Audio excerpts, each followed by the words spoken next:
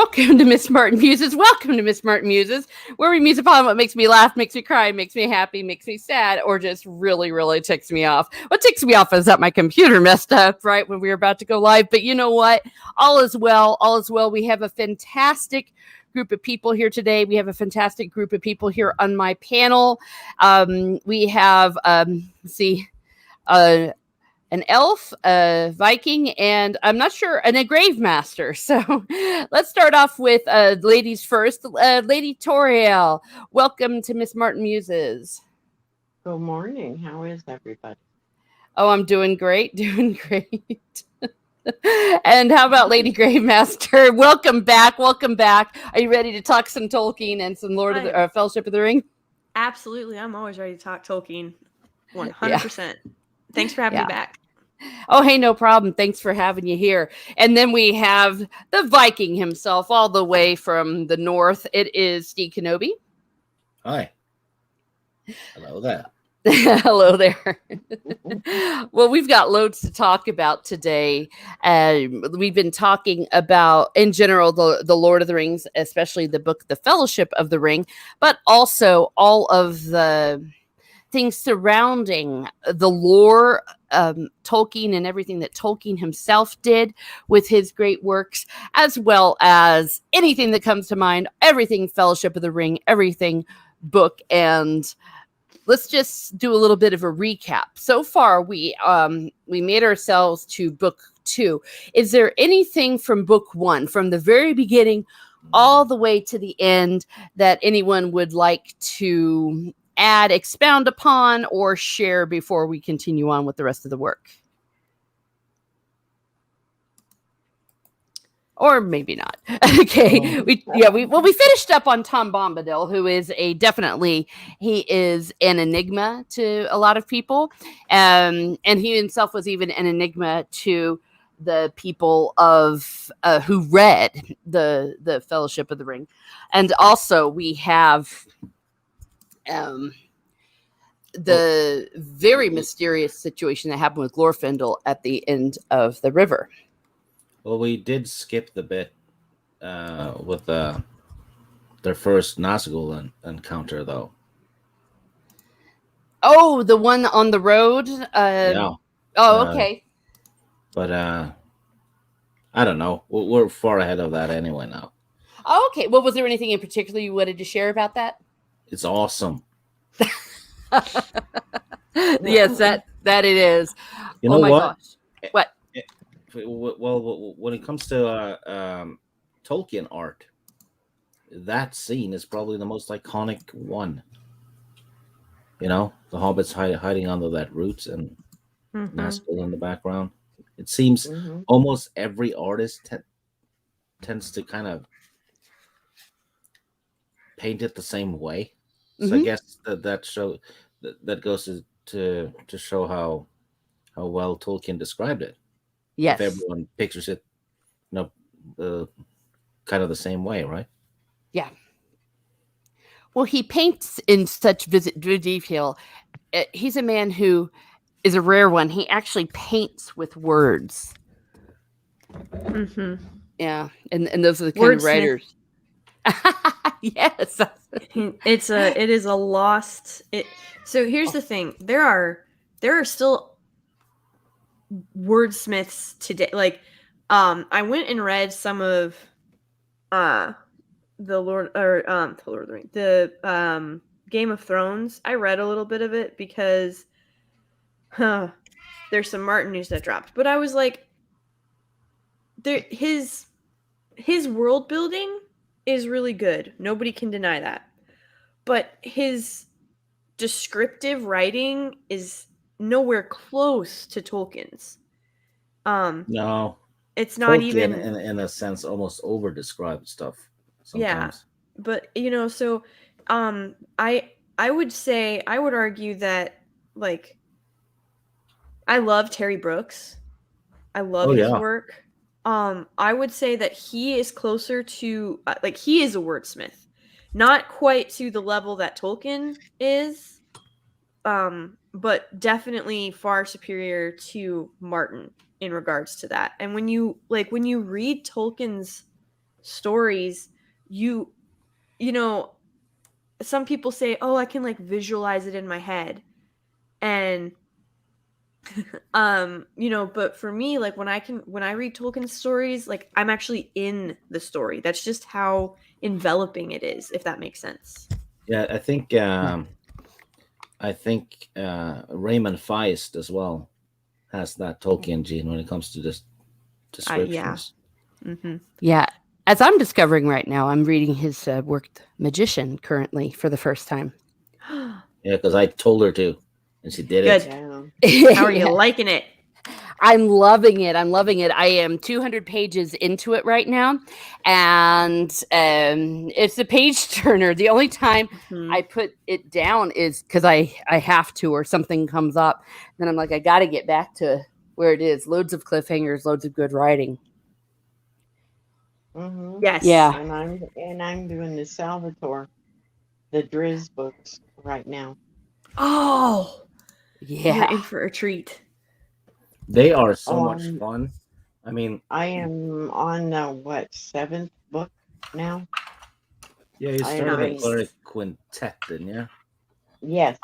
And you're on book I 2 of started, that one. yes. Yeah, that's No. Almost. No. Yes, I am. I'm on book 2. I've been plowing through them so fast that yeah. Well, I you're just on book 8 technically. yeah, I just can't get enough. I just keep reading. Yeah, you He's probably have like another 45 books left.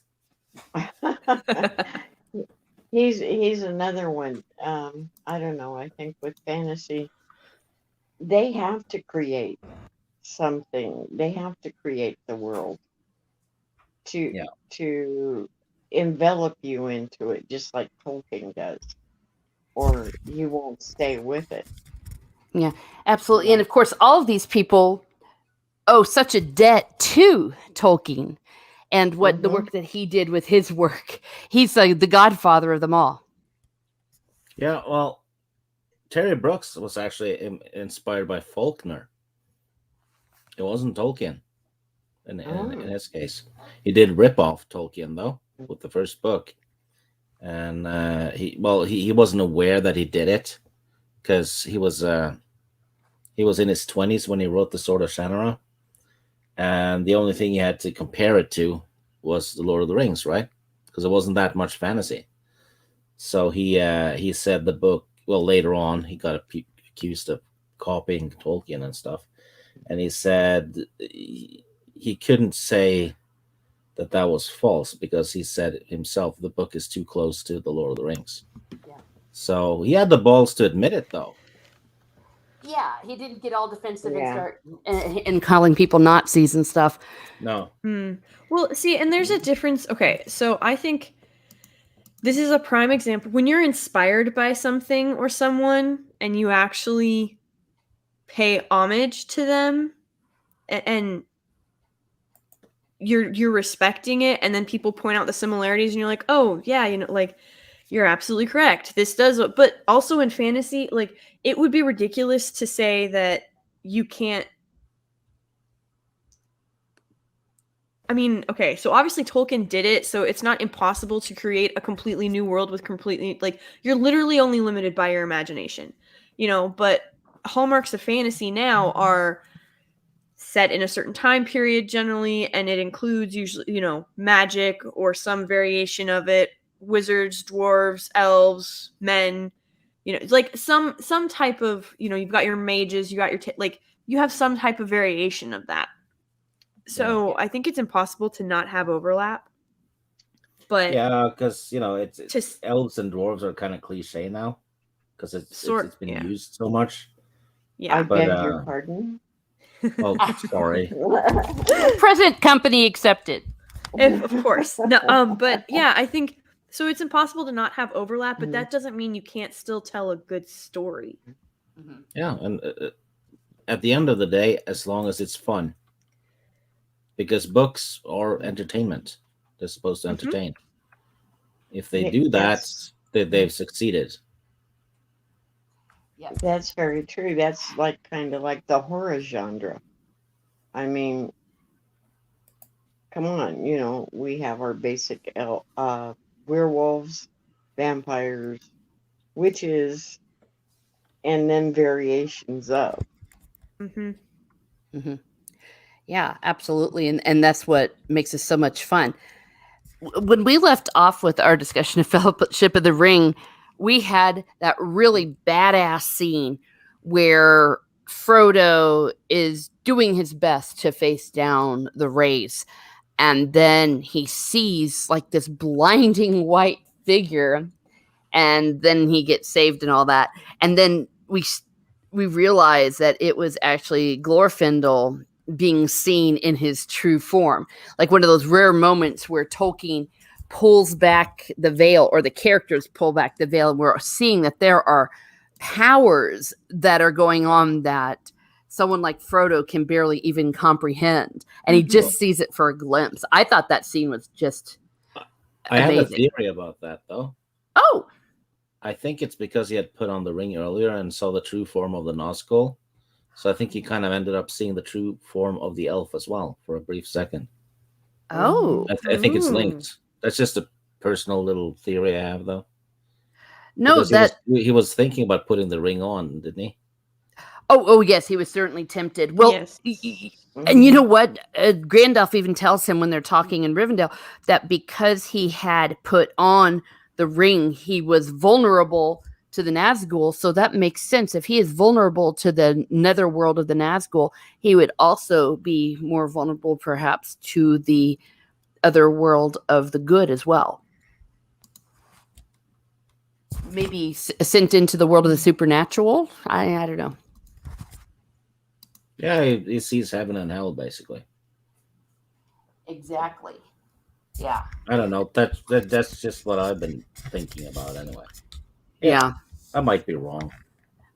Well, no, I mean, it's an interpretation, and Tolkien himself says that the elves are angelic beings, very similar to angels, but they're not angels, and so that analogy would work because there are good angels and bad angels, if you will. There's both in those worlds. But holy crud, I was rereading the chapters of Many Meetings, and I forgot how emotional it all was. And I've read this book a gazillion times. I've seen the movie a gazillion times. But so help me, when Bilbo reappears, I always get a little emotional about it. It's a very beautiful scene, and a very sad scene too, because here, unlike the movie, that is when almost right away Bilbo kind of moves into, hey, you still have the ring? Maybe I can just have a look at this. And then Frodo for a minute sees like that goblin appearance behind him. Yeah, when I kind of want to go around the panel here. I'm going to start here with Lady Gravemaster. What did you think of the chapter Many Meetings and all of that as they're all getting together? And while there was a lot of exposition, what were your impressions of these chapters and what brings together? So a lot of people say that they're not the most exciting chapters. But you know, the thing is, this isn't a visual medium. Like it is a book. Like, you know, it's not like, yes, there are illustrations and stuff, but this isn't an illustrated book. And so it's not, you know, you can still show and not tell in a book. Obviously, there's ways to do that. That's one of the first rules of writing. But a lot of people have said that, it's just a bunch of, you know, stuff that we didn't need to know about or hear about. And I won't ruin it per se, because it does happen later in the, like, this happens later in the book. It'll probably be a different stream that we discuss those chapters. But you know, there are specific parts that are being discussed that have a lot of foreshadowing. For instance, you know, this is this is the last time that like Boromir is going to see Rivendell and have this sort of council meeting, if that makes sense. Mm-hmm. And that's the chapters we're on, right? Like, I hope. Crap, Yeah. All of that. We're not necessarily taking it chapter by chapter. Anything in general that we're dealing with in the Rivendell chapters. Okay. Yeah. So, like, there's so much that gets set up for the rest of the story here, and a lot of foreshadowing. Particularly if you, focus in on some of the discussions and reaction, like when you're first introduced to Boromir and sort of everything surrounding that, and then the discussions that he decides to involve himself in and the ones that he doesn't. Mm-hmm. And sort of how he gets really defensive, even though. So in one breath, he's saying that Gondor is overwhelmed. The enemy is at their gate. They have held all of this evil at bay. And of course, I'm paraphrasing. But so he's saying that in one breath. But then in, the next breath, when he feels that his future might be at stake when it comes to power, influence, or, one day taking over as steward for his father, he immediately jumps into Gondor doesn't need a kid. Like, we don't need it. We don't need him. We don't need a king. This, that, and the other. You know what I mean? Yes. And it's so, pride. yes, and so it's very like he is that particularly with Boromir is foreshadowing how he is already he has not even put the ring on. He's just been in its presence for a very short amount of time, and at one point he hadn't even been around the ring. He had only heard of it, like on his way to Rivendell. He had heard, that this was in regards to the Ring of Power. And he had already started formulating plans and what he would do with it when it was his. And so, these chapters tell you so much about how each of the characters responds to the ring and sort of their role in everything regarding the fellowship moving forward, and whether or not they're going to be successful ultimately in their quest. So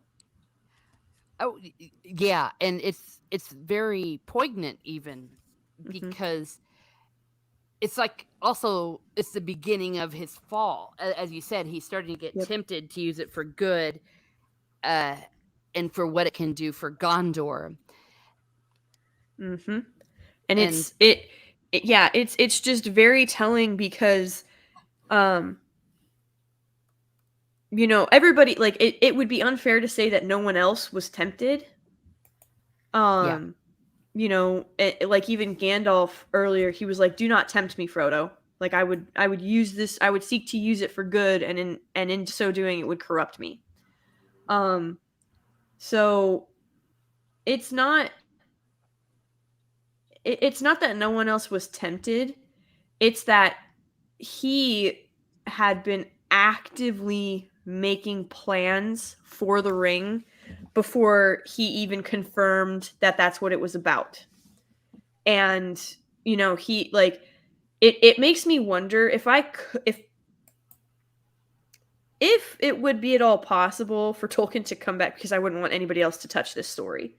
No. But I would really like to know, first of all, who first told the story of the ring to Boromir and Faramir? Was it their mother? Was it their father? And, like, what was their reaction to both? Because when you meet, and I know we're jumping way ahead, but when you meet Faramir, he says similar things to what his brother said. He has an intended purpose for the ring, like what his brother stated, but then you realize that it's not his plan, it's not his goal, and it's not his purpose. He's simply delivering the ring to Gondor because he knew that's what his brother would want. Yeah. So you even see Boromir's influence in regards to the ring when it comes to Faramir. And so, and I know, like, God, Boromir's story, like, guys, if you've not read the books, I mean, the movies did a good job. Yes. But, like, the movies did a decent job of, portraying Boromir's descent, and then he pulls himself back and he tries to save Merry and Pippin and defend them and everything. Like the movies did a decent job, but in the book, Boromir's story is just like leagues more involved and so much more depth, and it's just insane. And so, like, when you get to the part where you meet Faramir and he's parroting his brother, and you're like, oh, these brothers are identical and they're just the same. But Faramir was never actually tempted by the ring. He wasn't interested by it. And, again, that was Boromir. He was trying to fulfill Boromir's dreams and Boromir's wishes and, think what would Boromir want us to do. But when it comes down to it, you find out that Faramir has no interest in power like his father or his brother. And so he's able to separate himself from the ring, if that makes sense to anybody that's read the books in the chat. Yeah. it's so I know we're jumping way ahead of where we're at, but the fact that these chapters set all of that up and foreshadow all of this happening, because when you hear Boromir talking, it's Gondor, and I speak for, and this would benefit Gondor, and I speak for Gondor, and this is what Gondor wants, and like,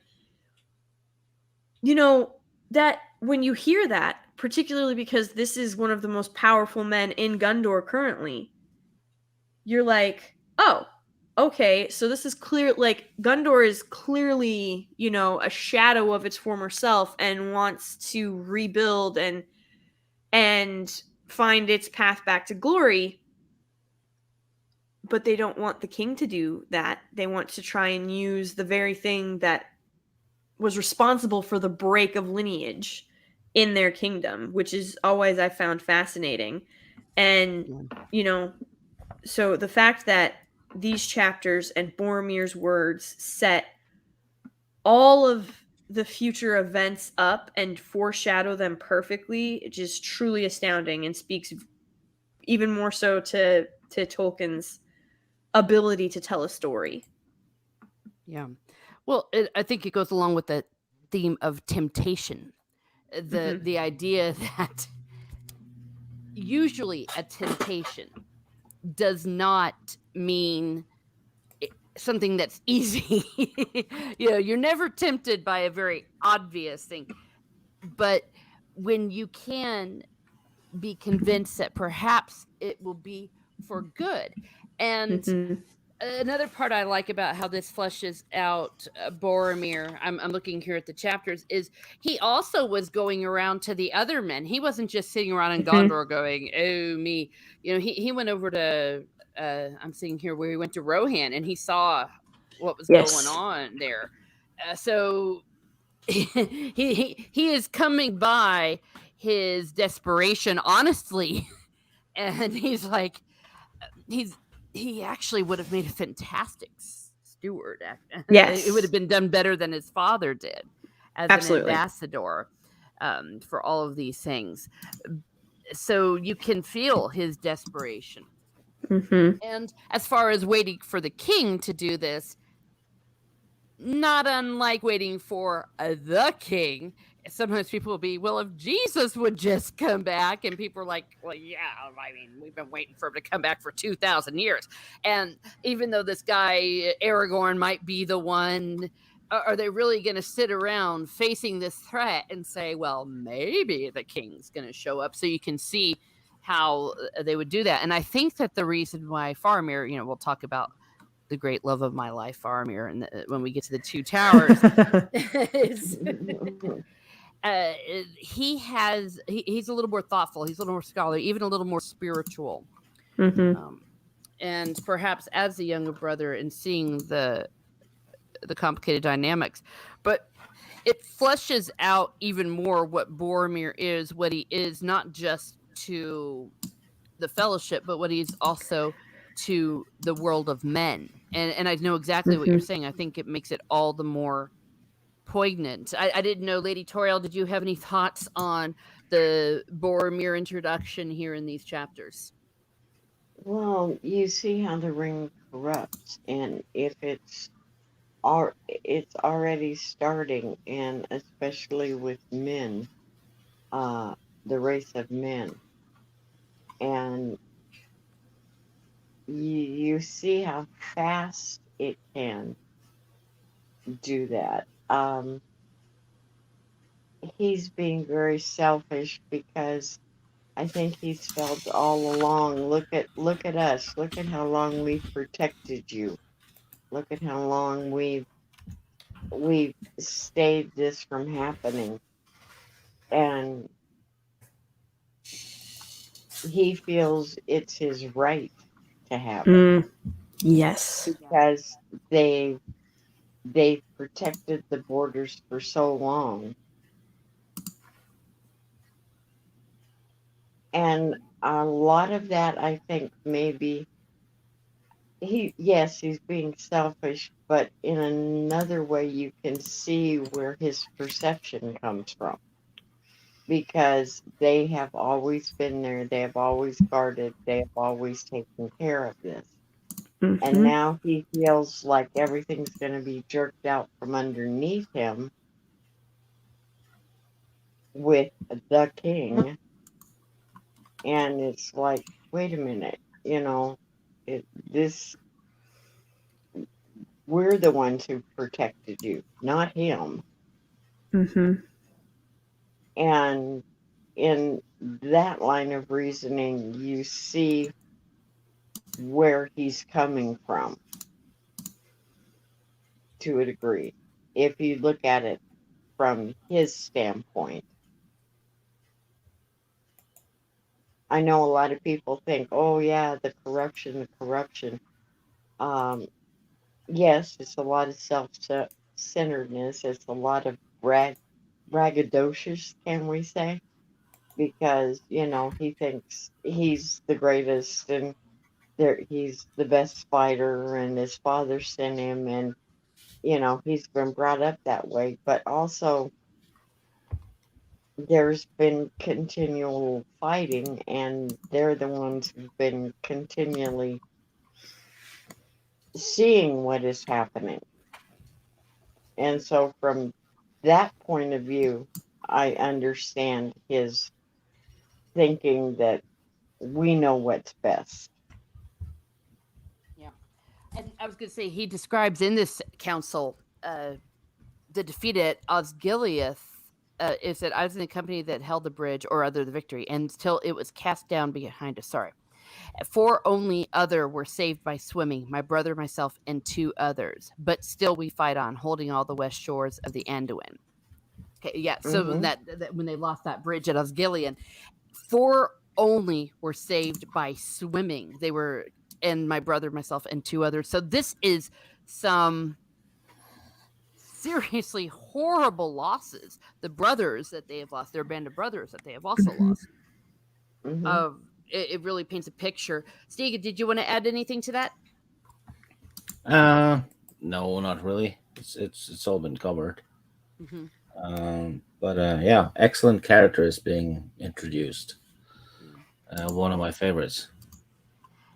Yeah, he's for me. He's the MVP of the Fellowship of the Ring after the end of it, as far as this particular book. He also had a little bit of spirituality going on, Boromir, because he had a dream, and he said, I thought the eastern sky grew dark and there was a growing thunder, but in the west a pale light lingered, and out of it I heard a voice, remote but clear, crying, seek for the sword that was broken, blah, blah, blah, blah, blah. Isildur's bane shall waken, and the halfling forth shall stand. So this dude had a prophecy.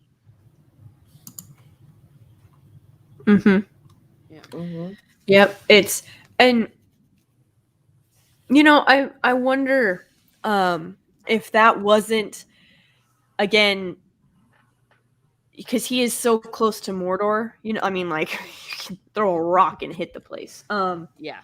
But, you know, so he's so close to Mordor, I almost wonder if, so kind of like Stig sort of had his head theory about why Frodo could see the true form of the elf. I wonder if that wasn't the Dark Lord's influence, sort of. Well, he's like, been sleeping next door to a Palantir that corrupts his dad. Yeah. Oh, good Mhm. point. So yeah, I almost wonder if that was like implanted in his head so that he thought he needed the ring. So yeah, that's a great. I didn't think about that, Stig. That is absolutely correct. See, there's so much, like, it's just so freaking brilliant. You're like, well, it could have been this, or it could be this. It could be a combination. It could be neither. Like, it's so good the way that it exists. I don't understand why people want to change it. Yeah. Try to change it And lie ruin about it. Yeah. Well, Because exactly. they're not people, they're animals. Well, it's a good thing my channel's not monetized. I'm just saying what everyone's thinking. I mean, Well, go ahead, lady. it's just, it's so sad, but true, to the point that, like, how are you going, like, if you are a fan of something, you respect it and you want to honor and cherish it. Now, it doesn't mean that you love everything about it. You know, you're gonna have your disagreements, well, I would have done it this way. You know, like Monday morning quarterbacking stuff for a lot of it, but then you might have genuine concerns about some stuff. Like, you know, I know that people have brought up, well, if the elves existed, you know, before the sun, but the sun is a star, like, shouldn't they be sun worshippers? And why would the sun not exist with the other stars? And that's when I tell them to go read the lore. But I digress. That's a whole other discussion. But you know, so, like, for someone that maybe hasn't expanded on their knowledge of the lore, that could be confusing, or they could have that question. I understand that. What I don't understand is why you are forcefully trying to shove themes and storylines that are simply not there. Like, they just do not exist. And, you know, the fact that people are like, well, okay, spoiler alert for anybody that hasn't read the end of the book. You know, they're like, well, Frodo and Sam and Rosie all move. Yes, Shane, I know the sun is a star. I just said, oh, you're good, Shane. But you know, so Sam and Frodo and Rosie in the books, they all live together at the end, and people are like, see, like, it's this non-sexual queer thing because Sam and Frodo actually loved each other, like, really loved, like, romantic, like, really wanted to, like, love each other. And I was like, okay. They're like, because, you know, people don't live like that. I'm like, have you guys never had a roommate? Just out of curiosity? Like, you know, roommates are a thing. Second of all, I'm not British, but I happen to know for a fact that in India, which was heavily influenced by Britain, but in Britain, especially back in the day, not uncommon in Tolkien's time either, like, it was not uncommon for 3 generations to live in the same household and take on wards. Like, It's long. common Yes. in Italy even Yeah. today. Yeah. Yes. Like, and they're like, oh, this is, you know, this challenges everything, and there's, you know, I know you were No, kidding, he Shane. loves I him, love you. but he loves him like a brother. Yeah, and you, Yes. yeah, but these people, to them, it's, oh no, if you are not related by blood and you're living together, that must mean you want a bone.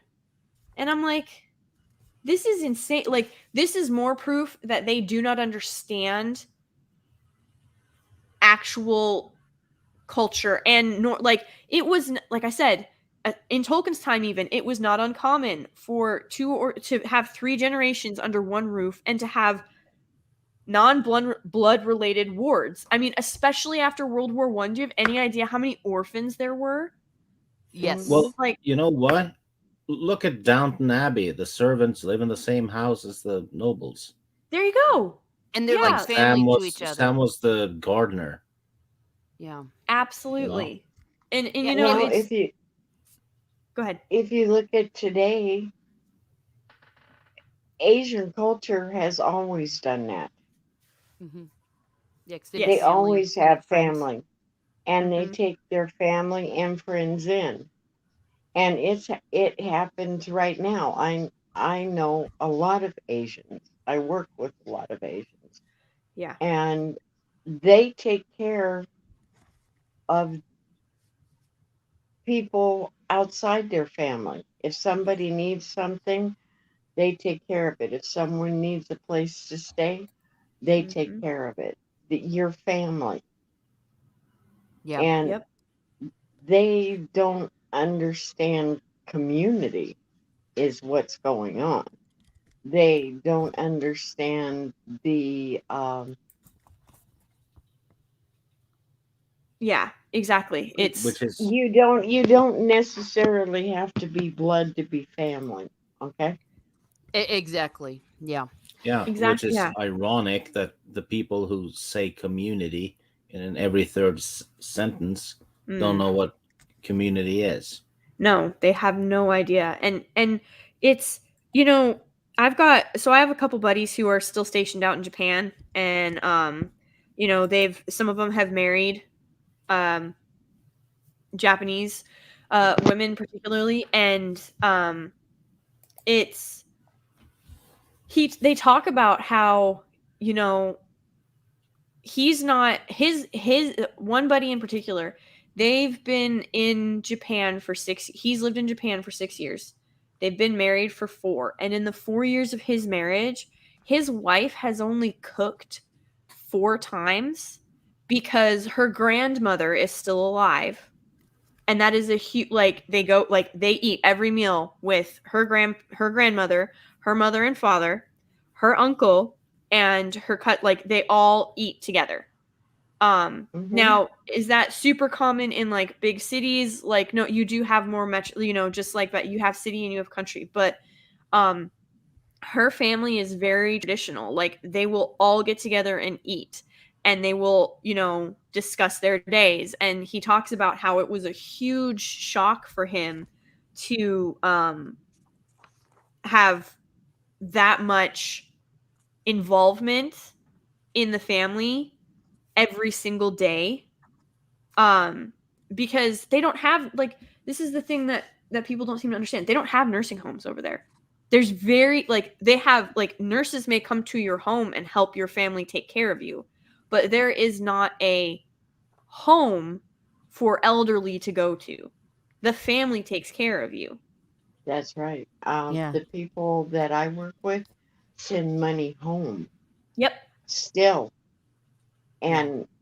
and they the rest of, like, uh one of the ladies, her mother's still alive. She's like 94, Mm-hmm. and but she sends care packages home for everybody. She sends like 2 or 3, I mean, huge, Yep. like the stuff they can't get over there. They send rice because, believe it or not, rice is cheaper here, and even to ship over there, it's cheaper.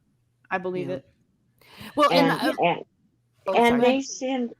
they send that, and the aunts and the uncles are looking after her mother because she's over here, but Mm-hmm. she talks to them every day on the phone.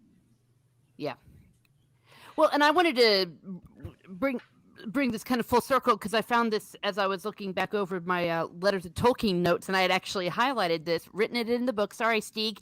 Letter 131, where Tolkien himself is talking about the love stories in the Lord of the Rings. He's saying essentially, Aragorn and Arwen are kind of like the main one, but he didn't put it in because he said it didn't fit in the narrative of what he was doing. But then he says about Sam and Rosie, the simple rustic love of Sam and his Rosie is absolutely essential to the study of Sam, the chief hero's character, and to the theme of the relation of ordinary life, breathing, eating, working, begetting, and quest, sacrifice, causes, and the light and longing for the elves and sheer beauty. So he himself is saying that the absolutely essential part of Sam's study of who Sam is his love for his wife. So they're jerks. The man himself said what was the important love of Sam's life. And he says later he just didn't include a lot of that in the story because the story was about the quest and the hobbits and all of that. But he says, well, he didn't need to. Didn't need to because people weren't retarded back then. Well, and also, I think that's maybe one of the things that the movie actually did because it was implied. You always saw that with Sam. I mean, from right off the get-go, at the party and him talking about her, them giving him a bad time about her because he was always so shy. Yeah, you're right. And forcing him to dance with her and teasing him and saying, go talk to her and get her a drink. Uh-huh. Because maybe Jackson and his partner who understood the daggone story. Yeah. And a part of a lot of those kind of love things, I mean, you have the bachelor buddy who lives there, and especially since the dude had a big old house. I mean, what you want Frodo to sit around and live alone, and they, for crying out loud, Sam and Rosie filled it up with babies left and right. So it was a happy, large home. I mean, I got the number right last time. I thought it was big at 9. It turns out it was like 13. Yeah, crying out loud like rabbits. Well, and like, so the thing too is, again, the movies did not do justice to the time lapse in the book. I know we talked about this before, where especially like, when Gandalf tells Frodo to keep it secret and keep it safe, right? Mm-hmm. And so Frodo, he spends like 20 years hiding the ring and keeping it secret. When you look at the film, it seems like it's maybe 2 weeks, 3 weeks, where he's managed to ride to Minas Tirith, go into the library, search for and find, this warning about the ring and how to identify it. Run back to, go look for Gollum. Good God. Go look for Gollum, figure out that he was already captured by the enemy, and make it back to the Shire. If you watch the film, that's it condensed way down, right? The timeline. This is another when it comes to Sam and Rosie and Frodo and and Sam and Rosie's children all living together. Again, the movie, I understand, that this is what that there are certain constraints in film, that you have to recognize. But again, even with you seeing 2 of Sam and Rosie's children, and you're like, oh, okay. Yeah, exactly. 14 years looking for Gollum. So the fact that that you see 2 of Sam and Rosie's children, and you're like, okay, so some time has passed since they were back in the Shire. It hasn't only been like a year. It still doesn't even capture the amount of time that Frodo spent with Sam and Rosie and their children. And he was so badly trying to heal. He was so badly trying to undo, like, put back the piece of his soul that the ring had carved out of him. But it was just like, he had just given too much of his soul up to the ring. You know what I mean? Like, everything that had happened. But you And also, huh? go ahead. Oh, I was gonna say, like, so when people say, well, why was Frodo a bachelor for so long? That was like, he left the Shire and he should have been, he should have been married long before then. Well, so they make the same argument about Bilbo. Bilbo had the ring, and it, it had worked on him. It had been working its powers on him. He had put the ring on to escape Golem's cave. Like, he'd already used the ring recklessly, quite frankly. Which is why I don't think people realize when Gandalf is like scolding him, saying there are many magic rings and none of them should be taken lightly. Even Gandalf at the time did not realize that Bilbo had a ring of power. And so, like, that's another distinction that people seem to overlook. You have magic rings. There are hundreds of magic rings in the world, but there are only 20 rings of power. And I know Stig can back me up on anybody that saw it. Torn is over here saying, there's 19. And I'm like, what? Yeah, they forgot about the one ring. You literally forgot about the ring that your site is named after. And then they were like, and then someone tried to come at me and be like, well, even Gandalf said that there were hundreds of them. And I said, no, there are hundreds of magic rings. Like they are one-trick pony rings. Yeah. They are not rings of power. You have rings that can help you, I think there's rings that, if I remember correctly, rings that'll help you find gold, rings that will help you something with water, fight, like, there's magic rings. But they are not rings of world. Huh? Oh, sorry, go ahead. Yeah, as you're just saying, it's just like it's a magical world where people have magic and yes. So yes, there are magic rings, particularly for, if you're not a wizard, if you're not magically inclined per se, these rings can help you unlock that some types of magic. But the rings of power, what made them so unique and different is that for what they thought was there was no limit to that power. Yes, Soul Assassin, there's always onion rings. I was going to say, there's always room for onion rings. Absolutely. Yes, lesser rings, Shane. And so, I lost my train of thought. But basically, that's why he's called Sauron the Deceiver, because the elves, the dwarves, and the men were all given rings of power that they thought were going to lead them into more independent and powerful rules so that they could all be equals and none of them could be a threat to each other, basically, was the idea. I just solved the whole story. You know how Sauron made the one ring to control and enslave everyone? Yes. It's a wedding ring. Yeah. And that's why Frodo never married. He broke free of that shit. Yeah. All right. Well, he stayed single and he survived. Well, yeah, or as Liquid Blake had said, rings that enslave men. Like a wedding. Oh man. So we both got to it at the same point. There we go.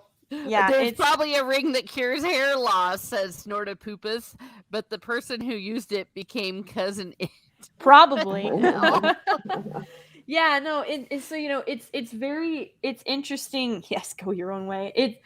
It's very interesting to see this, but you have, Sauron the Deceiver, who, he successfully enslaved all 9 kings of men.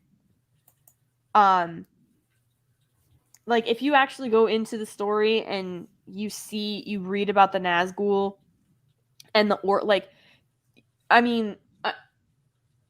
it's not that he was wholly unsuccessful. It's just his final push, and quite frankly, a lot of it had to do with more rage than principle, if that makes sense, because Isildur was like terrified and ticked. Like, he was in a rage. Like, his father had just died, so he's enraged, he's terrified, he swung blindly in that rage, and because of Sauron's pride and belief that he had, defeated the men when he had killed the king, it really was, I can't say that it was luck, because it's not like he was, like, Isildur wasn't a skilled warrior, but it had less to do with his skill and more to do with the fact that the situation lined up perfectly and he was able to exploit that happy comeuppance, basically. Yeah. So I know that we have long since left many meetings, but again, to circle it's back all to that, connected. It's all connected. it is, like, to circle back to that, like, you think about the fact that these chapters set all of that up, and it's just truly astounding at the depth of storytelling that has occurred. And, like, when Tolkien describes putting the ring down and presenting it to the council, like, you can actually feel the weight of him just putting, like, that tiny ring down. You can literally just feel the freaking hammer drop. Mm-hmm. You know what I mean? And so it's, I don't know how, I don't really know how to describe it, other than I think in the film, I know that they tried, but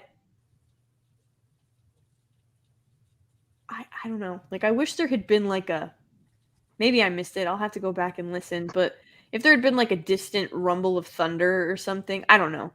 Like, in my head, I just, like, I heard it when it gets described in Tolkien's book. That's all I'm saying. Yeah. Well, yeah, and there's so much, because they had to try to have, like, a visual and a audio cue for showing how unbelievably powerful this thing was and what it did to people. But I'll tell you what, it was. It's so well done, and it's ineffable. That's why we keep saying you got to go back to the books. You got to go back to the books to get the full feel of this.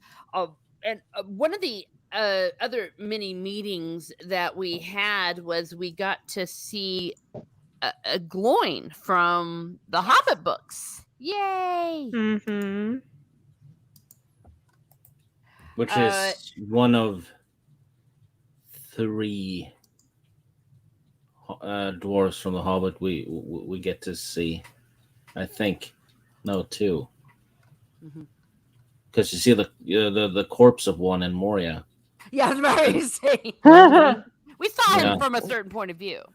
Yeah, and then the other one is in the tomb. So there's 2 of them in that room, and then we hear about a third one having been eaten by a squid. Yeah. Yeah. So they do show up. Yeah. And it's great. So I love the tie. It was kind of like a reunion. And I really like the idea that they were all kind of hanging out in there in Rivendell and just singing songs, telling tales, and the book, they were there for 2 months. They got there like in October, and then they left on their quest. So they were sitting there eating and drinking and partying and having fun and telling tales, and for quite a while Frodo was recovering, but also while they were sending out scouts and trying to find information before they went out and about. Which is a little bit of I have a little gripe with that, because if danger is urgent, getting rid of the ring is urgent and all that. For God's sake, don't yap for 2 months. And then they're talking about this and that, and then before I continue, I like to sing you a song. True. Here we go with songs again. But the other thing too, when I don't think Gondor is a long way from Rivendell. Like, when people mock it about, it's such, like, it's a movie about walking and more walking, and why didn't they just have the eagles drop them off in Mordor? I was like, okay, besides perfectly showing your hand to the enemy. But, like, they had to wait for people to show up too. Like Boromir had a long ride. Yeah, the Eagles might not even want to. Yeah. It's not like they're calling Uber. No. I think because in the book, even when the eagle goes to save Gandalf, it's like he talks about what a big deal that is because they've basically like not shown their face or claws or beak or whatever. Yeah. They're essentially like they've removed themselves, similar to the elves, but you know, they can't really hop on a boat and sail off into the sunset. But they've sort of removed themselves because they watched men fail countless times, and the world, I mean, because you think about it, like they fought the battle, like, I mean, I guess if people have seen the movies they'd know this, but you know, the Eagles did turn up in The Hobbit. They turned back up in Lord of the Rings. Mm-hmm. Like they're just, again, they're not exactly a dominant species. There's very few of them, which is why I also get irritated with Gandalf, because I'm like, my dude, when was the last time anybody saw a blue wizard? Radagast is just like gone. Freaking Saruman has turned on you. Like, what are you doing running around attacking Balrogs with your stick and sword? Like, for the love of God, you're kind of in short supply as well. Yeah.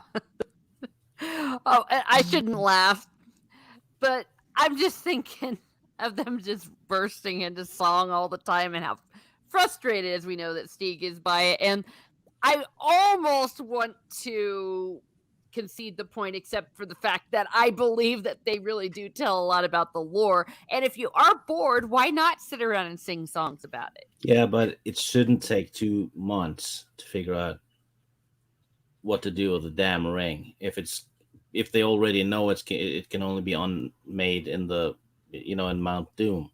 Yeah. Well, so just tell them, go to Mount Doom and drop it in. Well, but part of the thing is they were waiting for scouts. They had sent some scouts out, and as Shane says, it was like 103 days by road on horse. So they were wanting some scout. Yeah, and you know that the enemy has spies everywhere, so you've got to worry about that. And the fact that you can't. I don't know, like. I try to imagine the story where if Frodo had woken up and they're like, oh, a fellowship of people have taken the ring. You're no longer required. Thanks for, nearly dying to get it here. Have a good day. Yeah. Like, it would have been a very different story. Especially if Boromir was involved and he was the one carrying the ring. We know that would have failed.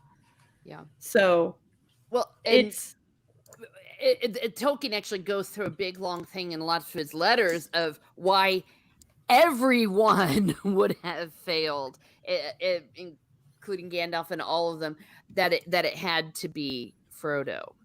Or Soul Assassin says the blue wizards are dead or corrupted. That's true, because Tolkien said that. Yep. He said they went east and to fix some problems in the east. Mm-hmm. And they were never heard from again. And Tolkien said it's because they failed. Yep. Which is something they're probably gonna retcon with the new series. No, please don't bring that up.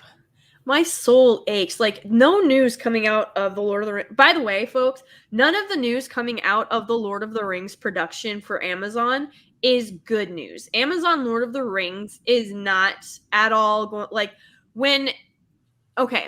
when you started filming where are we at now? 2.5 years ago, almost 3, and you fire all of your Tolkien scholars the minute that Christopher Tolkien, like, okay, maybe not a minute, maybe 2 minutes, but his, like, almost immediately after Christopher Tolkien dies, and then you start recasting people and hiring people with proven agendas, it's not going to go well. And then when you take Middle Earth out of New Zealand, oh god, I have videos coming out about this. Promise we'll go into more depth about this, but Yeah, freaking the productions team found out 20 minutes before the shit hit Twitter. yeah.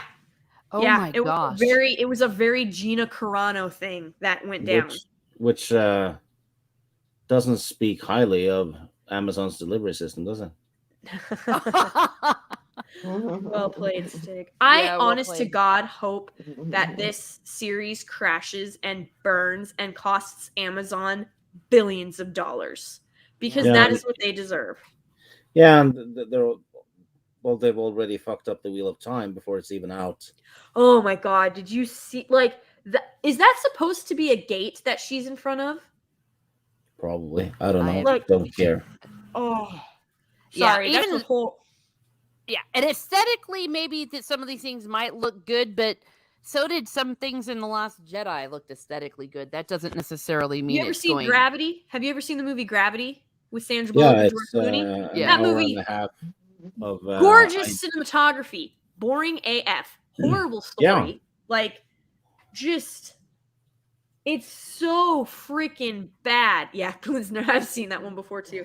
It's that movie is terrible. Gorgeous cinematography. It won awards for its cinematography. Big freaking whoop.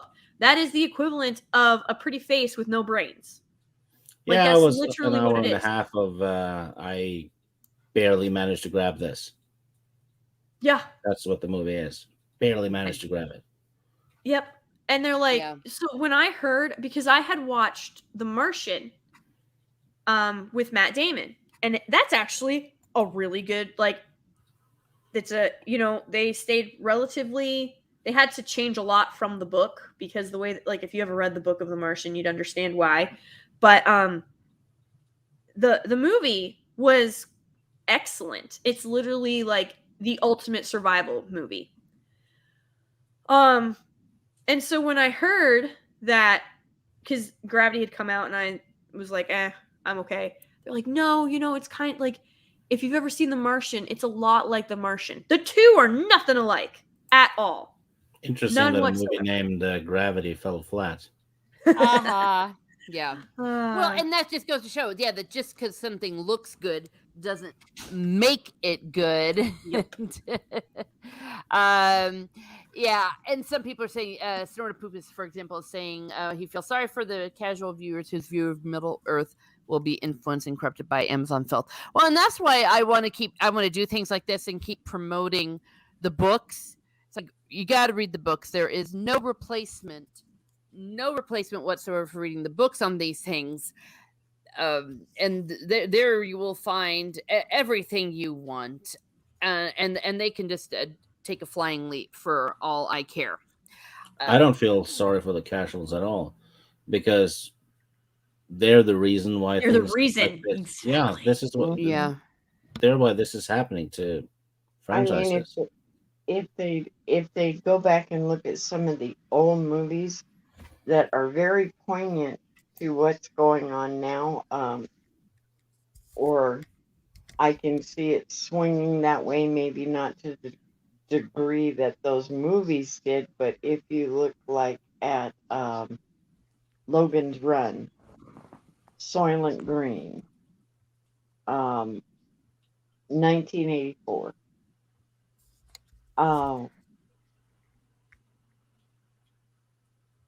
Just take a look at what was going on then, and it's very scary to see a lot of the parallels that are happening right now.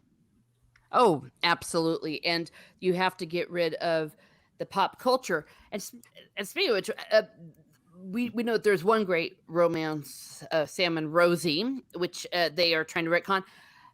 But there was another love story that they're trying to explain away. And you told us, Lady Gravemaster, about the real reason why Aragorn was marrying Arwen. Wasn't it you or something that was Yeah. what was in a lot of those papers? Mhm. It's like, oh well, he just had to. And once again, Yeah. Tolkien himself says otherwise. Mhm. He said in that same letter I was just reading you from, and there's another one as well, that Arwen and Aragorn is the the love story of the book, but it just wasn't put in detail. Yeah. You know the letter I'm talking about, right? Yes. If you read the book, again, the movies attempted to, but it didn't do justice to Aragorn and Arwen's story. Like, seriously, go read the books, and it is literally, they are the love story. And so that makes me, I sincerely doubt that these people actually read the books.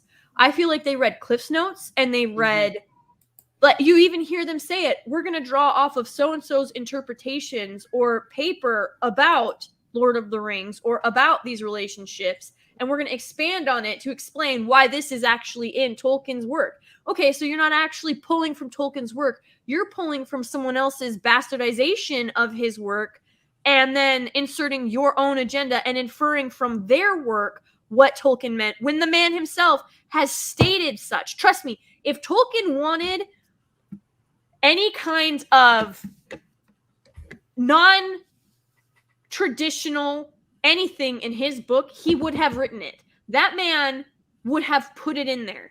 He didn't mince words. He didn't beat around the bush. If he wanted it in his story, he would have frickin' put it in his story. Yeah, amen. And this is from letter 181. It says, I regard the tale of Arwen and Aragorn as the most important of the appendices.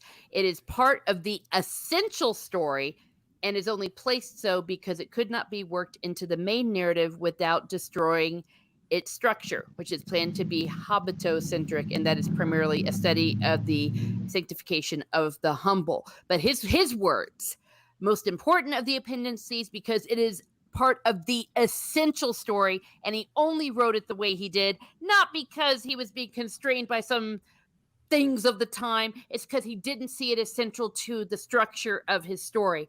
But so, and that's why, as you said, rightly so, they did it with the way they did it in the movie, because he just couldn't bring it in. But what you do see of Arwen and Aragorn is quite beautiful, even in this the party that they were all at, and you see them together, and the fact that Arwen shows wisdom at certain moments, especially at the end of Return of the King, that's skipping ahead.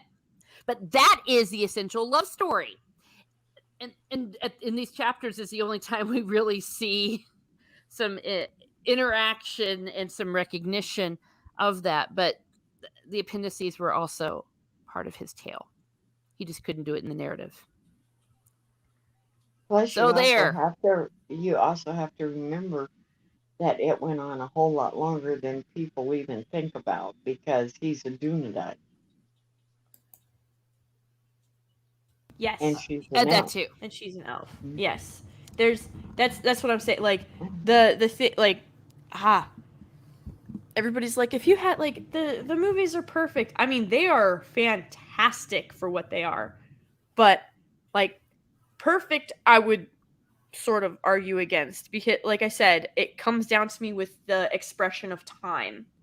It's just not, it does not do justice to the amount of time. And like, I remember when we were watching, especially the theatrical version, when you're watching it, you're like, who is this Aragorn, and why would Gandalf, like, why would he trust him? And at that point, it's freaking Strider. It's not even Aragorn. You're like, who is this Strider, and why would Gandalf entrust Frodo and Sam's life and the ring? Because obviously Gandalf didn't know Merry and Pippin were going to tag along. Like, why would he entrust their lives and the ring to this Strider character? And then you're like, oh, because they spent the better part of 2 decades riding around Middle Earth trying to find Gollum and figure out what he knew and if it was going to be a threat. Oh, turns out he did know quite a bit. He was and like, again, I know that you can't get like super. Gollum was also tortured for an exceedingly long time, like way longer. Like, I mean, we get a 15-second clip in the movie. Like, Gollum, I mean, I got to give him props. I know that dude didn't break for a long time And that was mostly because he wanted the ring for himself.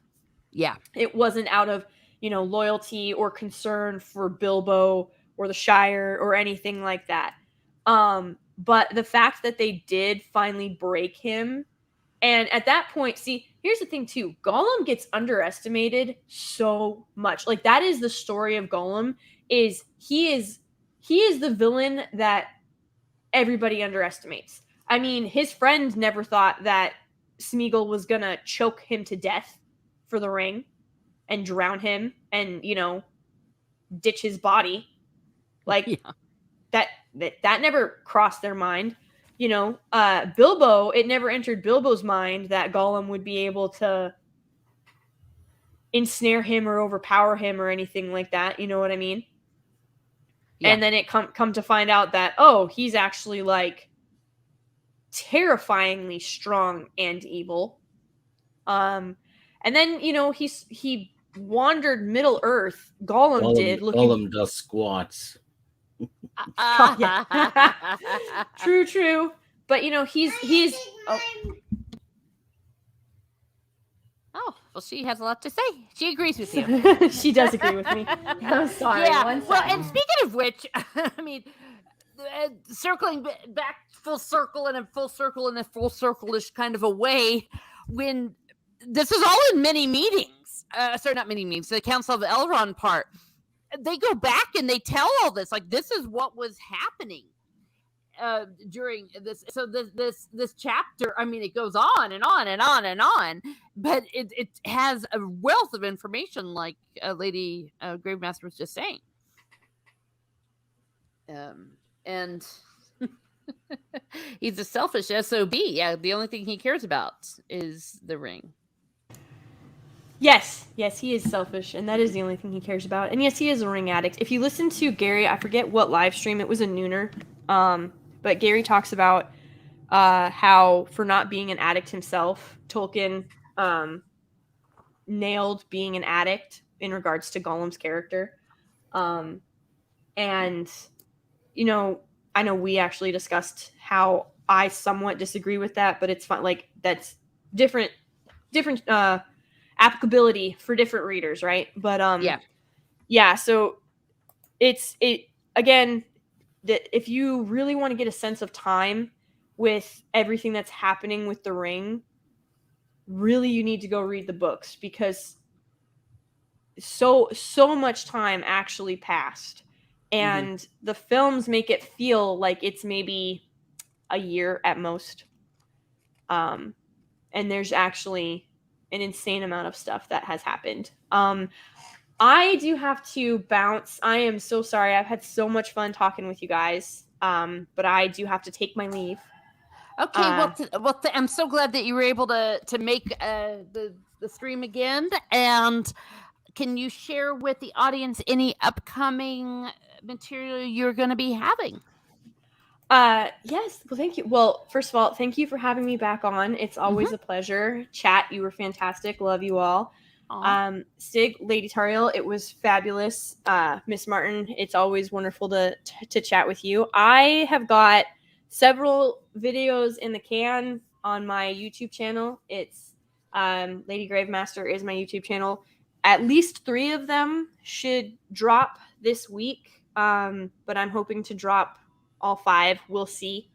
And then you can find me over on Twitter, and I'm also intermittently on Instagram. So that is where you can track me down. And thank you so much again for having me. It was a blast. Okay, and I'm going to be putting the link in the chat. So please subscribe if you have not already. Wealth of information, and you'll also see around on various live streams. Thank you so much.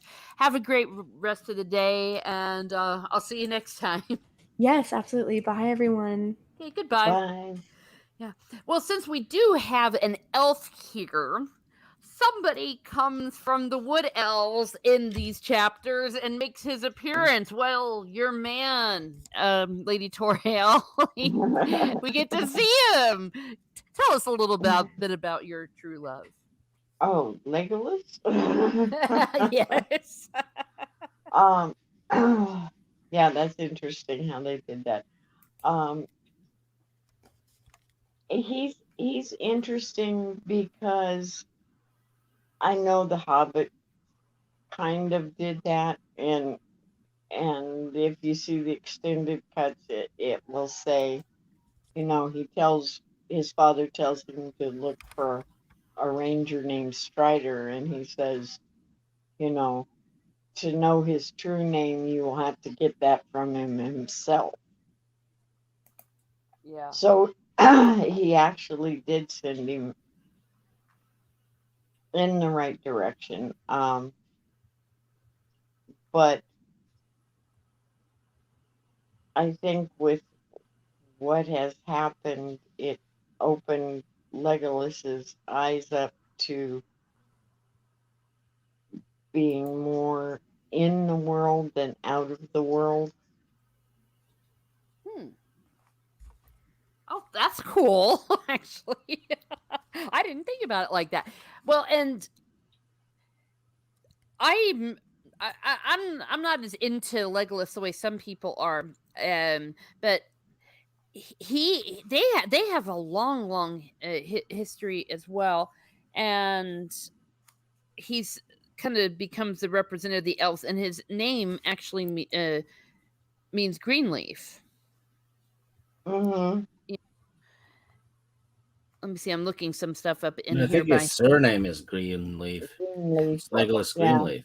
Well, it's yes, that's his Legolas surname, but Greenleaf. actually, yeah, but the name also kind of translates to that as well in like some Latin loan word or something that Tolkien used. So it was very clever how he, when he came up with these names, that they actually have some meanings behind them.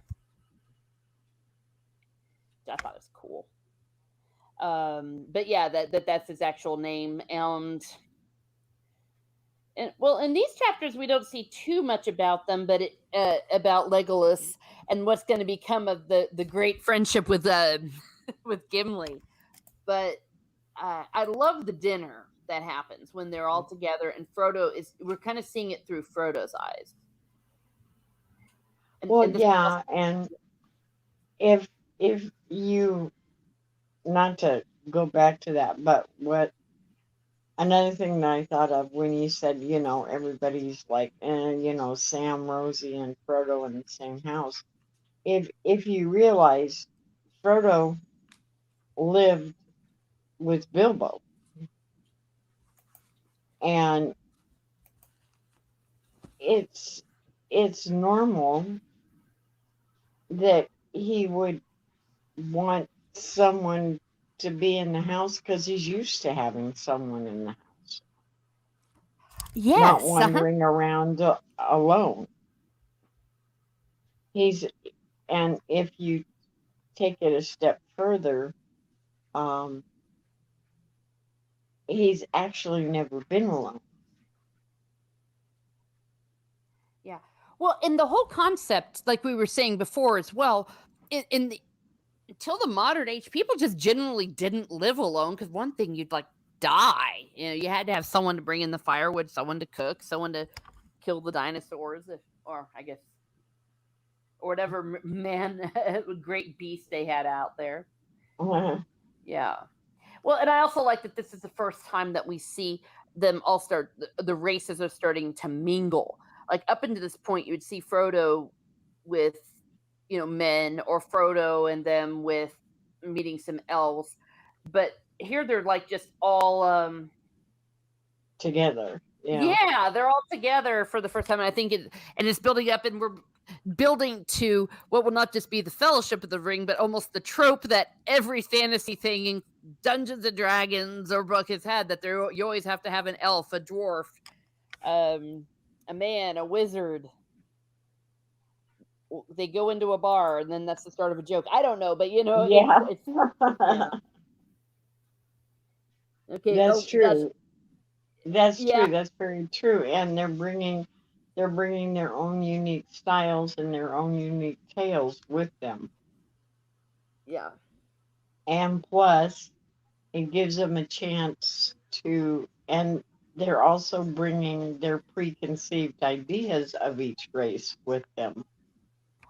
Yes, Which, and working through their prejudices sometimes. mm-hmm. And that's what some of the more lazy people are trying to say. Well, since Tolkien was like that, he would be up for everything else. It's like, no, just because you weren't a racist. Yeah, lots of talk about the etymology of Legolas. I think Sort of Poopus broke it down for us here. Yeah, leg, green, golas, a collection of leaves and foliage in a dialect of Sindarin. Couldn't have said it better myself. But it's clever the way that Tolkien not only, like I said, he used his language, used that, and then brings it to that, and it goes back to the wood elves. I also like the way that like they all have like grandparents, dads, cousins, second cousins. In a way, the fellowship is almost like the next generation. It is. Oh my goodness. Okay. Now we've got some marijuana jokes. Okay, I guess I knew it was coming every time you start talking about the leaf. Yeah, you need to leave that alone. Yeah, exactly. Shane's, and to that point, Shane's like, yeah, remember the 70s and 80s, Dallas, all these big millionaires live in a big house together. Yeah, I mean, look at the royal family. Oh, gosh. Oh, my gosh. Soul Assassin says Legolas and the dwarven dude hate each other, then became the bestest of friends. Yes, through adversity. And that's also another thing that when you become a band of brothers, when you go to war together, you become friends, you become more than friends, you become family. And that is something, of course, that Tolkien knew firsthand, being a veteran of World War One. Well, and we get to see Gimli for the first time. It's just so much fun. I just like the way that they're all together and partying, and then they set out as the Fellowship of the Ring is 9 to counter the 9 of the Nazgul.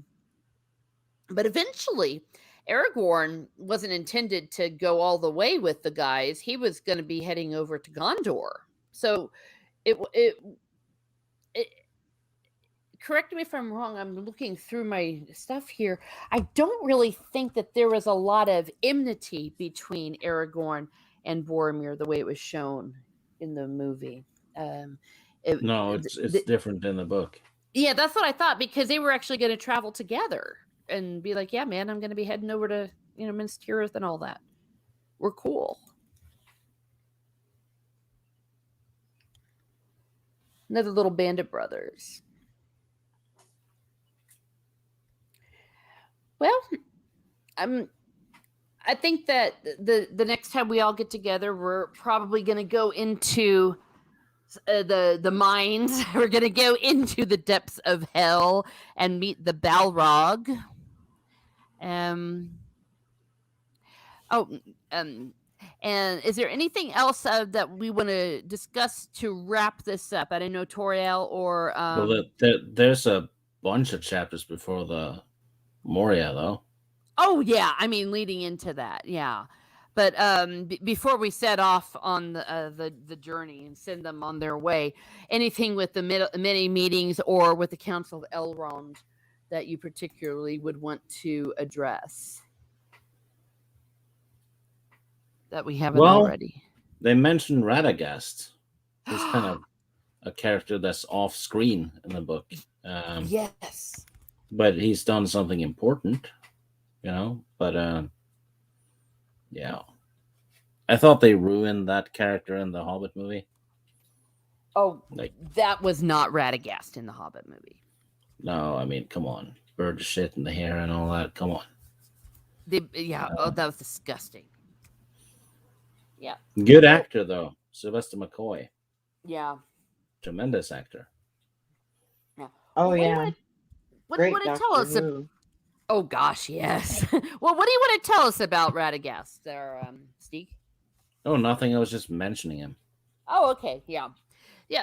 That there were several of the order of which Gandalf was a part of, the Ishtari. I believe I'm going to totally butcher that pronunciation.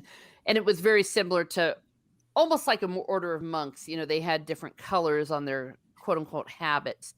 You had Radagast the brown, you had the blue dude, and Saruman the white, who eventually became the big traitor. Saruman of many colors. And Radagast the brown, yeah. Well, oh my god. Okay, I'm sorry, just reading a comment here. Radagast isn't a wizard, he was a hippie. Oh gosh. Sort of be hard time. Yeah, he was a drug talking about the movie, I'm assuming. Yeah, a drug crazed hippie pretending to be Radagast. Yeah. I don't know what they were thinking with that, because there is actually some great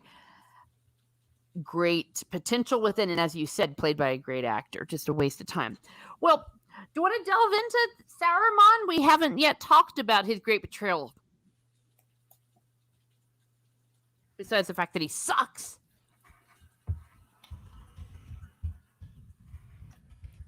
I like the way it was presented, that they are like playing off each other. Rather, Saruman and Sauron. That Saruman was, while posing as one that, yeah, man, Sauron, I'm working with you, dude. But he's really studying the arts and all that so he can stab him in the back, because they don't share. Well, they said it in the movie. They don't share power. There's only one Lord of the Rings, and he doesn't share power. When you're selfish, you don't share, whether you're a kid or a daggone, evil creature of the night and trying to take over the world. Oh my gosh. Lots of talks about hippies in here. Oh, we lost the elf. Hopefully the elf will come back. Maybe she ran away hearing about the evil of Saruman. Yeah. Oh gosh, now talk about tree huggers. Yeah. Tolkien did not like the tree huggers. He didn't like them one little bit. And he didn't like the fact that they were kind of appropriating his work, if you know what I mean. It's like, I had no intention to have a bunch of hippies. You were the farthest thing from my mind when I was writing these works. Okay, anything you wanted to talk about with Saruman? Well, they do flesh him out a bit, but we'll know more about him eventually, right? Because Saruman is the main antagonist to the Fellowship. Yes. It's not Sauron. Sauron's just there. Main antagonist is Saruman. Yeah. Which is why, to this day, we're all so bitter that they cut him out of the Return of the King. Oops, we lost her again. Let me bring her back. There she is. We lost you, Lady Toriel. We're talking about Saruman. Saruman the White, a.k.a. Saruman the Jerk. Yeah, I'm sorry. I got a big thunderstorm going on here, so you may lose me, period, because my internet seems to go away every time we get a big storm going through. So. Oh, understood. If I pop We're out having on you, one too. Oh my. Yeah, it's pouring down outside, and I heard some thunder. It's doing that here right now. That's why all of a sudden I look and I'm gone again. It's like, okay. Yeah. She's being sent to another dimension. I'm going back to Merwood for a while. Yeah. Yeah, I was gonna So say, just anything you wanted to add about zone out Saruman. on you guys.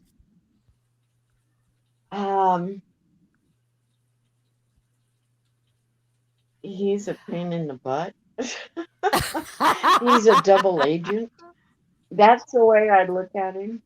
I mean, basically he is, because he's playing both sides to see which one he thinks is going to come out on top. Yeah. If you actually look at it. And he wants to be the one, and him in his unbridled ego thinks that he can kill off Elrond. I mean, come on, let's be real here. It's like, Yeah. if you think you can do that. Yeah, but it's like supervillains. They never think rationally, do they? Especially once they start to get infected with the love of power. That's true. That's very true. Yeah. Well, okay, then we'll be delving a little bit more into Saruman the next time around. But wow, we have covered some serious ground here.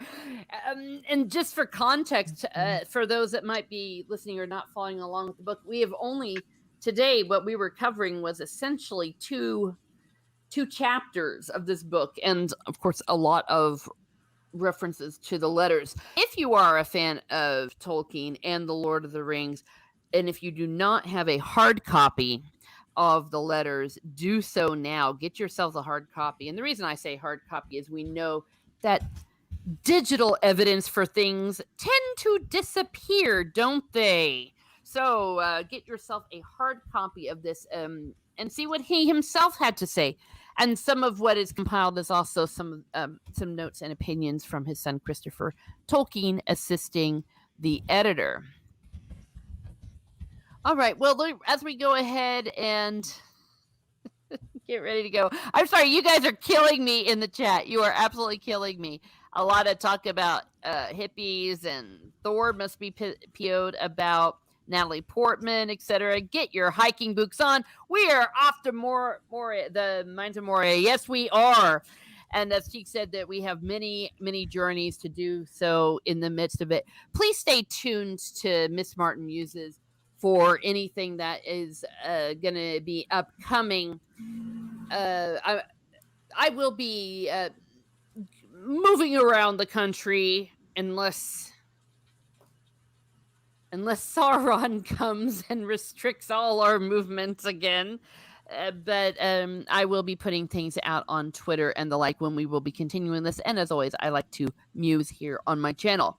Stieg, where can we find you, or where can we not find you? I'm only on Laura's channel on Thursdays and Mara's channel on Wednesdays regularly. Mm-hmm. That's pretty much it. Okay, yeah, so if you have not subscribed to OG Star Wars or to Mara, and if I still have any of my mods in the chat, if you could help me out with some of those links, I would appreciate that. And of course, you do have a YouTube channel that you... Yeah, but I don't give a crap about that. Yeah, I know. If you want to see some very interesting commercials, it doesn't get much better than Stieg's YouTube channel.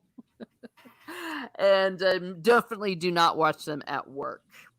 They're not safe for work. So yes, so you can find them there. So yes, Jade Shadow is the name of Mara's channel, and on Stieg, and OG Star Wars for the 11 o'clock Central, 12 p.m. Eastern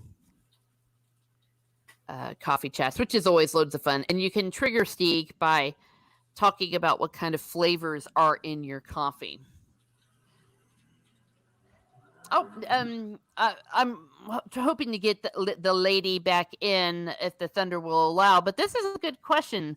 Glenzer says, there are a ton of Lord of the Rings book editions. I own the Sci-Fi Book Club all-in-one edition. Is there a better one? As far as I go, the best one is the one that has the work of Tolkien in it. And so, sometimes the all-in-ones are fun because it is like you're reading one big work. But there's also many beautiful hardback editions. I just got one myself, including The Hobbit in it all. But I'll say it again. Just get the letters. It's just a treasure trove. How many letters are in here? It's about 354, 355 letters of Tolkien talking about a lot of these things. Oh, all right. I don't know, Steve. Did you have anything to add as far as a book edition or Nah. no? Yeah, yeah. It's not. If it were a work safe, perhaps from a translation, I think that might be an issue because there are certain books out there where you can find better translations at, but nothing beats the primary source. Nothing beats Tolkien. Okay, well, I'm hoping we can get Our Lady back, but if we can't, well, let's keep everyone safe. Stay away from those thunderstorms and don't go running outside with iron rods over your head. Just don't do that. We don't want anyone to get struck by lightning. Thank you, Keck. Snore Poopa says, I forget which one it is, but I bought a single book version to take with me to New Zealand 2006. I didn't want to haul the big red one on the plane. Well, there you are. Okay. And thank you, Kick, for putting the links in here. And if you also haven't shared, and subscribed this stream, and also my channel, please go ahead and subscribe if you haven't already. You'll also see me around on Tommy's channel, the mod with the most, and I'll pop on Open Airlock every now and then too. So, and of course, Alora's. So, thank you, everybody. Thank you, everyone. Shane, Keck, Throne of Poopas, Soul Assassin, Glinzer, Tommy, all of my guests. And if I'm missing anyone, it's hard for me. I'm not on my normal computer, so it's kind of hard for me to get some of these comments up. If I am missing anyone, it is with sincere apologies. You all are amazing. Thank you very much. Have a great day, everyone. Have a great day. And be certain to not trust a darn thing that Amazon Original Movies is doing with sci-fi or fantasy.